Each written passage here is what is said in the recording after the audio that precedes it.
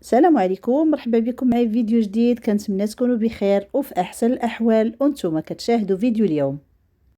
وقبل ما نبدا معكم الفيديو ديال اليوم كنشكر جميع المشتركين والمشتركات الجدد اللي التحقوا بالقناه، وكذلك كنشكر كل من خلى لي لايك والناس اللي دائما كتدعمني بالتعاليق الجميله اللي كتشجعني على مزيد من العطاء. ونستهل بسم الله على بركة الله والصلاة والسلام على سيدنا محمد وعلى آله وصحبه أجمعين. غادي نحضر معكم اليوم ملوي مخمار بالسميدة اللي كيجي رائع. عندي هنا واحد زلافة ونصف من السميد الرقيق مع زلافة ونصف من الدقيق الأبيض. غادي نضيف ليها واحد راس المعلقة ديال الخميرة، ملح حسب الذوق، وواحد المعلقة صغيرة ديال العسل. ثم غادي نضيف ليهم كاس ديال الحليب دافي، وغادي نجمعوا العجين جيدا. هنا بعد ما ضفت الحليب بطبيعه الحال غادي نكمل بالماء دافي فقط. غادي نجمع الخميره، ما كنحتاجوش اننا ندلكوها. فإلا كنتو باغيين تحضروا الملوي في الحين فمن الاحسن انكم تدلكوها واحد شويه. انا هنا غادي نحتفظ بها تقريبا واحد ساعتين، كنوضعها في الثلاجه في واحد كيس بلاستيكي، يعني ما غنحتاجش انني ندلكها. هنا بالنسبه للعجين خاصو يكون عنده واحد القوام اللي شويه رخو باش كينجح معنا، لانك تعرفوا السميده راها كتشرب الماء. صافي هنا من بعد ما خلطتها بهذا الشكل غادي ندهن ليها الوجه ديالها بواحد شويه ديال زيت المائده، ثم غنغطيها بكيس بلاستيكي وكنحتفظ بها. فقد ما احتفظتوا بها وخليتوا هذا العجين ترخف قد ما كتجي النتيجه اللي كتكون ناجحه. هنا انا خليته تقريبا واحد الساعه ونصف. من بعد غادي نرجع للعجين. هنا غادي ندلكو واحد شويه باليد ديالي صافي، وغادي نسطحو فوق سطح العمل وغادي نقسمو على شكل كويرات. فانا هنا زلافه ونصف من السميد مع زلافه ونصف من الدقيق الابيض، غادي نشكل منها 14 كويره. فكنشكلهم بشكل متساوي، كندهنهم بالقليل من الزيت، كنخليهم يرتاحوا واحد 5 ديال الدقائق. وكيف ما قلت لكم شكلت منه هنا 14 كويره. هنا غادي ناخذ الكويره الاولى كنطلقها بالقليل من الزبده مذوبه،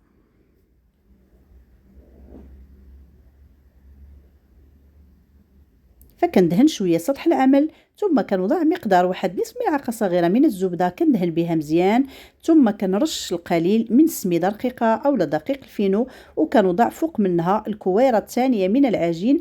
كنستمر بنفس الطريقه حتى كنكمل 7 ديال الكويرات. كيبقاو عندي 7 ديال الكويرات وحدين اخرين اللي غادي نحضرهم بنفس الطريقه. فدائما دهنوا بالزبده، رشوا بالدقيق اولا بالسميد. فهاد الملوي مخمار كيجي من اروع المخامر اللي حضرتهم واللي الصراحه عجبني بزاف.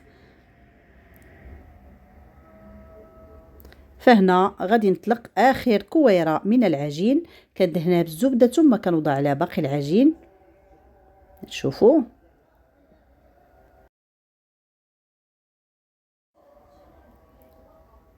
وها هما الكويرات ب7. فهنا غادي نطلقها شويه باليد ديالي، ثم غادي نوضعها في واحد الاناء وغادي نشكلوا 7 الكويرات الثانيين اللي بقاو لينا بنفس الطريقه.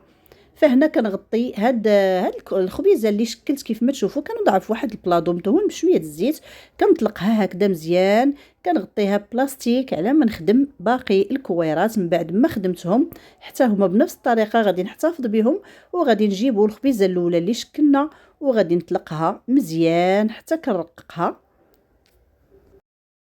فهكذا كنضمنوا ان الملوي ديالنا كيجي محلول مزيان.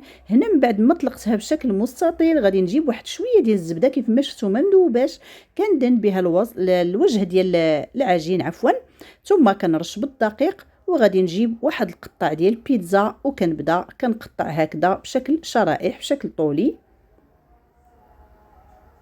صافي، وكنبدا كنلويهم. وضروري اننا نرخفوهم لما نبداو كنلويوهم، يعني ما نزيروهمش باش يبقاو محلولين لينا من الداخل بهذا الشكل. والصوره راها كتوضح كل شيء. ثم من بعد ما كنجمعوهم غادي نجيبوا العجين هكذا كنجبدوه مزيان من الجوانب وكنوضعوه في القطر ديال الملويه على هذا الشكل، وكنجمعوه كنضغطوا باليدين ديالنا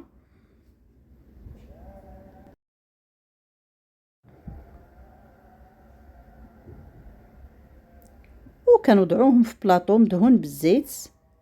وبنفس الطريقه غادي نخدموا يعني الخبيزه اللي بقات لينا الثانيه حتى هي غادي نطلقوها بشكل مستطيل. كندهنوها بشويه الزبده، كنرشوها بالدقيق وكنقطعوها بشكل طولي بنفس الطريقه. ودائما كيف ما قلت لكم كنرخيو مزيان لما كنلويو باش كيجينا محلول من الداخل. فهذا عباره على واحد الملوي حرشه اللي ناجح 100%، واكيد خوتي خواتاتي الا جربتوه اكيد غادي ينال اعجابكم. صافي، ومن بعد ما كنكمل كنوضعهم كاملين في واحد البلاطو، كنغطيهم بكيس بلاستيكي من الفوق باش ما كتنشفش لينا العجين. ثم كنوضعوا المقله فوق النار حتى كتسخن مزيان وكنقصوا عليها النار. فهنا هاد الملوي هذا كنطيبوه على نار مهيله، وراه كيهز لينا الطياب ماشي فحال المسمن العادي، لان راه فحال الحرشه يعني فيه السميده. وكنبداو كنطيبوه. كتشوفوا هنا لما كنبداو كنطيبوه فكيتشكلوا لينا فقاعات. لما كيبداو يشكلوا هكذا فقاعات صافي كنقلبوه بسرعه على الوجه الثاني، وكنستمروا في التقليب ديالو حتى كيطيب لينا من الجهتين. وكيف ما قلت لكم راه كياخذ معنا شويه ديال الوقت في الطياب، لانه خصو يطيب مزيان من الداخل. النار كتكون هنايا ناقصه، من بعد كنزيد فيها واحد شويه ما تشوفوا كينتفخ.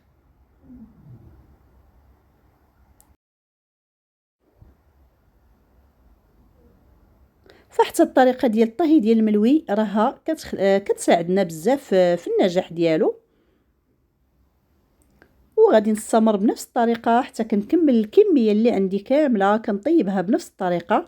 فانا هنا تعمدت انني نعاود معكم مره اخرى ونقرب العدسه ديال الكاميرا باش تشوفوا كيفاش كينتفخ وكيجيو فيه فقاعات، يعني راه ناجح ومحلول.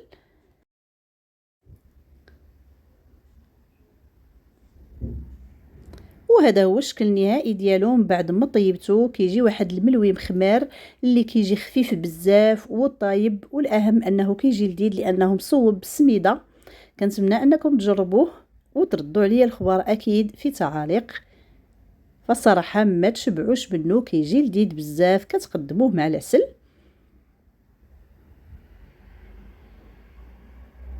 كنتمنى انه ينال اعجابكم خوتي خواتاتي، واكيد ما تنساوش لايك وبارطاج الفيديو من طبيعه الحال. وإلا كنتو اول مره تزوروا القناه ويعجبكم المحتوى ما تنساوش تشاركوا معايا في القناه وتفعلوا الجرس باش توصلوا بكل مزيد. وما غيبقى لي الا نقول لكم بسلام عليكم في فيديو قادم ان شاء الله.